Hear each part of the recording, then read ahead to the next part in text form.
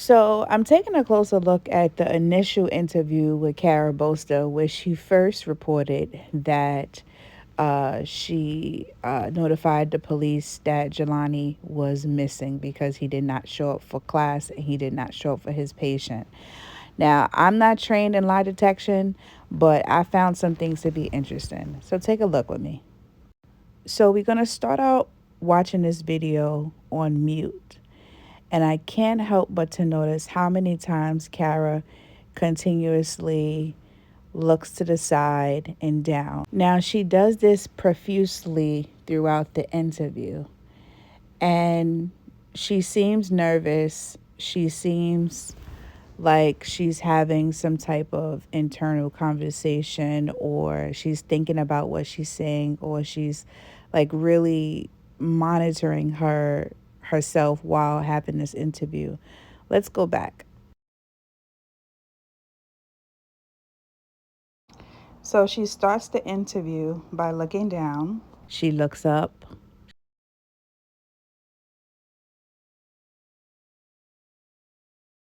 She looks to the side. She looks up. They catch her again looking down to the side.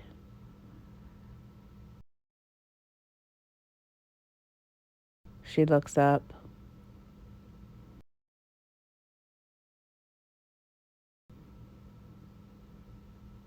She looks to the side. Eye contact again. Looks down to the side. Looks up again. Looks down to the side. At this moment, you can see that her eyes are searching. Looks up. Slight nodding of the head. Blinking. Looks over to the other direction.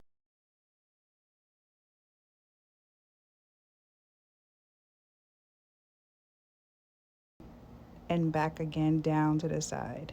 She blinks, still looking to the side.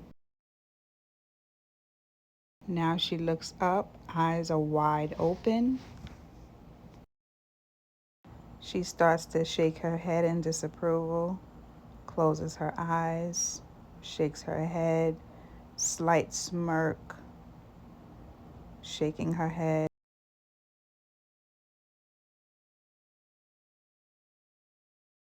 She blinks. Then her face returns back to low confidence, seeming sincere and concerned.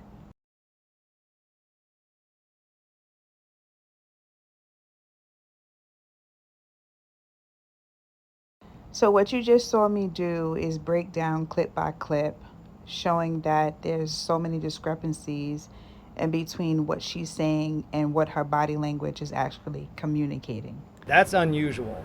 So specifically what I was paying attention to was her tone of voice, her facial expressions, the topic of which she was discussing, and adding up to what she was actually saying.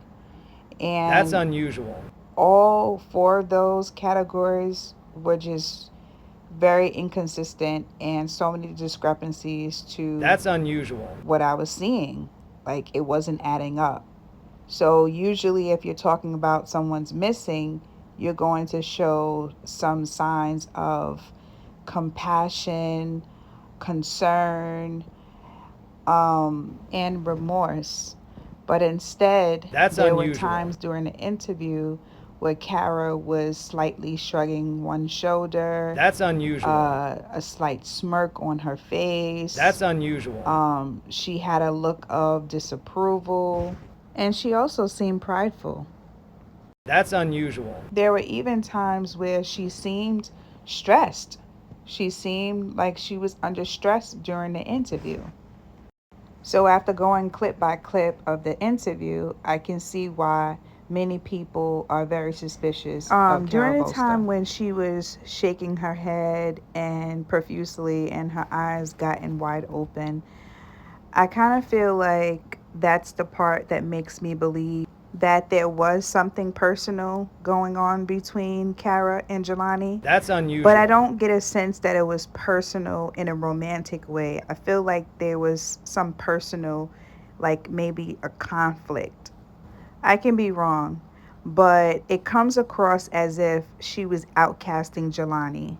That's unusual. Now, in the article that was printed, it specifically said that she mentioned something about that's not what Jelani would do. But I didn't hear her say that in the actual video interview.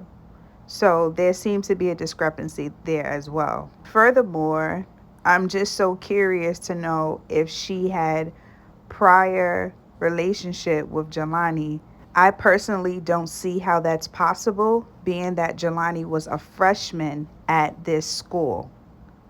So how could she know Jelani so personally that she can tell you what his behaviors would be if he was a freshman at this school? That's unusual. So that's something to keep in mind as well. So now let's replay the video back again in real time and look at it again from step by step. His professor was the first one to sound the alarm. That's unusual. Well, he was actually supposed to come see me the next morning, and when he didn't show up, I texted to see, what was going on, and he didn't answer me, so I knew that they had class at 1, and so I waited for after class, and he didn't show up, and then he had a patient, and he didn't show up for that, and that is not at all something our grad students would do. Okay, so notice at the end that she says, this is not at all something that our grad students would do. So I'm not really sure how the mix-up occurred when this interview was printed, because when you read the printed one, it says it's unlike him. But then they switch it up and says, this is not at all something our grad students would do. The only explanation that I could come up with about that is messy journalism. But that does not take Cara off the hook. That does not mean that she shouldn't be considered a suspect. I mean, that's in my opinion. According to this interview, it seems like there's a lot of discrepancies. That's unusual. So now I have some references and some resources that I pulled up to help me along the way. I mean, I have my, my basic intuition, but I figured why not get some experts to help me to further understand what this body language means. Sound the alarm. Well, he was actually supposed to come see me the next morning, and when he didn't show up, I texted to see. That's unusual.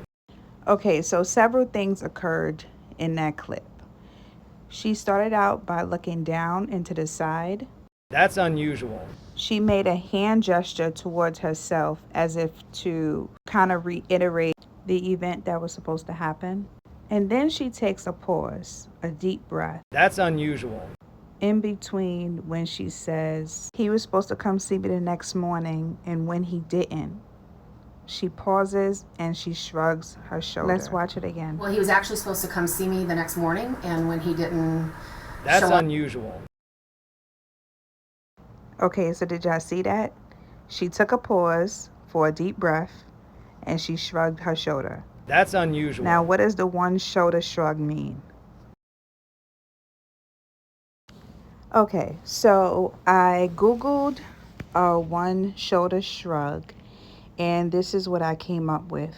I'm sure there are many more resources that I could have found, but for time-consuming purposes, this is the one that I selected. Okay, so it says here, partial shoulder shrug indicates a lack of commitment or insecurity, so it should make you suspicious. It could mean that they have absolutely no confidence in what they are saying. So notice how I subtitled throughout the video that her eyes and even her voice is coming across as low confidence. If she was sure about what she was saying, her voice and her eyes would appear differently. It seems as though during this interview, the only time she came alive and she sounded certain about what she was talking about was when she was saying that This is not what our students do here. That's unusual. So keep in mind that I said when she made that statement, she sounded very prideful. That's She sounded unusual. like she was outcasting Jelani to the point where one can suspect that Jelani wasn't really necessarily welcomed in her program. She does not come across as a concerned professor like she tried to make herself seem to be when she reported him missing. So, with that information in mind, let's play the clip one more time. Me the next morning, and when he didn't, me the next morning, and when he didn't, me the next morning, and when he didn't show up, I texted to see. Okay, so we have here that she paused to take a deep breath. That's unusual. So now let's read what this says. When you take a deep breath, you calm your nerves, relax your body, and give it enough oxygen to enhance your voice. It can even transform your relationship with fear. As you breathe, you focus, and it gives you the strength to walk toward your fear and embrace it. This is because under stress, we tighten our muscles and hold the tension we're feeling in our body. And one of the first places tension manifests is in our breathing pattern. So, what is it that she could be stressed about? Like, what is it that she could be experiencing some stress, some fear, and some anxiety that she needs to pause and take a deep breath? That's unusual. I mean, if Jelani is a freshman and this is his first semester, why would you be so super stressed about Jelani's whereabouts? That's unusual. And having this interview? Like, where would the stress come from? Stress is, to my knowledge, is an emotional response to a very nerve-wracking and traumatic event. So my question is stress appropriate for the professor director to be experiencing? Like, is that an appropriate emotion for her to be experiencing with a freshman? I'm just confused. Why would she be stressed? That's unusual. Show up, I texted to see, what was going on, and he didn't answer me. Okay, so for this part, I kind of understand the follow-up. I mean, if you're expecting someone and they don't show up, that's a natural thing to do. Like, hey, where are you? What's going on? To get an update of their status. But this is different. She takes it a step further and says, I texted him to see what was going on, but I also waited for him because I know he had a class at 1 p.m. That's unusual. So that, to me, is going a little overboard and out of your way. And I almost feel like it's some type of special treatment. I mean, is that normal protocol for a professor to do, a director of a program to do? That's unusual. I mean, it makes me curious to want to know how many students she has in her program. Like, if every student missed a class or missed a meeting, is that the same treatment that you give to everyone? I mean, I kind of feel like if you have a lot of students and maybe perhaps people miss meetings and life happens, you probably wouldn't really have any time to do your work because you're chasing after everybody who missed a meeting and missed a class. I mean, that's kind of my opinion. I could be wrong, but that's unusual. It just seems really weird to me that you would go out of your way That's unusual. to micromanage this young man and his schedule and his whereabouts, and even go as far as to report it immediately. That's just like super strange to me. But let's get back to the video. That's unusual. I texted to see, what was going on, and he didn't answer me. So I texted to see, what was going on, and he didn't answer me. So I texted to see, That's unusual. What was going on, and he didn't answer me. So I knew that they had class at so 1. this part rubs me off wrong because, I mean, Cara is not an uneducated individual. She's very intelligent. She has her master's degree in communication, And so she's very much aware how to communicate, which words to use, tone of voice, pitch, all that good stuff, right? So she specifically says, he didn't answer me. I don't know. That kind of made me feel like this was personal. Like what was so important that he needed to answer you? I also kind of feel like it was authoritative in a sense. Like maybe there was a shift of power that she needed to reclaim. That's unusual. I don't know. It just seems really strange. Like it makes me feel like something happened and she needed to reclaim or restore her power back with Jelani, where she needed his attention. She needed him to respond back so that she could maybe say what she needed to say or do what she needed to do. That's just weird. Like, you know how some people, something happens and then they need to, like, it's an urgent matter that they need to see you right away so that they could set the record straight. Like, it comes across like that to me a little bit as well. And so I waited for after class, and he didn't show up. And so I waited for after class, and he didn't show up. And so I waited for after class, and he didn't show up. And so I waited for after class. Okay, so she's saying that she waited for after class and he didn't show up.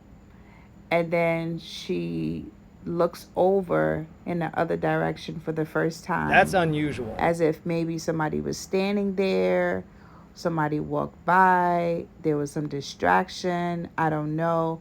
But then she also took a deep breath as if there was like a buildup That's unusual. while she was saying, so I waited for after class. Let me play that again. And so I waited for after class. I wonder when she's looking down in that other direction, is that where her computer is? I'm just like, is she looking at her schedule on her computer? I'm just so confused why she keeps looking at it in that direction. I knew that they had class at 1, and so I waited for after class, and he didn't show up. And then he had a patient, and he didn't show up for that. And that is not at all something our grad students would do. I knew that they had class at 1, and so I waited for after class, and he didn't show up. And then he had a patient, and he didn't show up for that. And that is not at all something our grad students would do. Okay, so notice here how she's recalling the events of Jelani's schedule. She said that he was supposed to meet her. He didn't show up. He had a class. He didn't show up. He had a patient. He didn't show up. And also, while she's speaking and recalling all of these events, she's nodding her head in agreement as if she's approving her own recollection of events, or she's approving what she's saying, as if, yeah, that's right, that's what I'm supposed to be saying, right? Like she's giving nods of approval while she's speaking. And then That's she unusual. looks in the other direction. So I'm wondering if, like I said, if someone's standing there, because that would tell me that she's looking for validation of what she's saying, just to make sure that she's supposed to be saying the right thing. And then there's the slight smirk as she's shaking her head in disapproval. It comes across to me as if she's being like prideful in what she's saying, or like as a matter of fact of what she's saying. Throughout the interview, this is the only time where her voice is the strongest, her eye contact is the strongest, That's and unusual. her eyes are open, wide.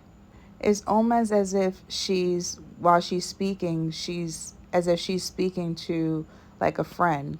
And then it's like within a split second, she realizes, oh, wait, I'm having an interview. I have to seem like I care. I have to seem like I'm concerned. This is not about me. And so her eyes go back down and then her voice goes back down. Let me show you that clip again. I knew that they had class at 1, and so I waited for after class, and he didn't show up. And then he had a patient, and he didn't show up for that. And that is not at all something our grad students would do. And he had a patient and he didn't show up for that, and that is... Now, I would like to know, what is this smirk about? Like, Not at all throughout the whole something our grad beginning students would do. of the interview, and the interview is not very long, her personality changes within a few seconds. That's unusual. Her demeanor changes, her voice projection changes. It's just really, really weird. That's unusual. When she gets to that part where she's saying that this is not something that our grad students would do, she seems to be very certain and confident in that statement. But everything else, she seems different. So again, my question is, how could Professor Caraboaster speak so confidently about on behalf of Jelani? I hope that when she says our grad students, Jelani is included. And if he is, how can she be so sure about Jelani's behaviors? He didn't show up, and then he had a patient and he didn't show up for that, and that is not at all something our grad students would do. If Jelani was only a freshman of this school, how can she be so sure about Jelani's behaviors? That's unusual. Something's not adding up. Something is not right. Something is not right. And so this is coming across very weird and suspicious. I hope that the Bloomington Police Department is taking action to investigate further into this story, because it just does not seem right. A police officer 10 years, that's very unusual. So y'all let me know what y'all think about this. Is this a concern, Professor, or is she suspicious? Let me know what you think. Till next time, be safe, be well. His professor was the first one to sound the alarm. Well, he was actually supposed to come see me the next morning, and when he didn't show up, I texted to see, what was going on, and he didn't answer me, so I knew that they had class at 1, and so I waited for after class, and he didn't show up, and then he had a patient, and he didn't show up for that, and that is not at all something our grad students would do. That's unusual.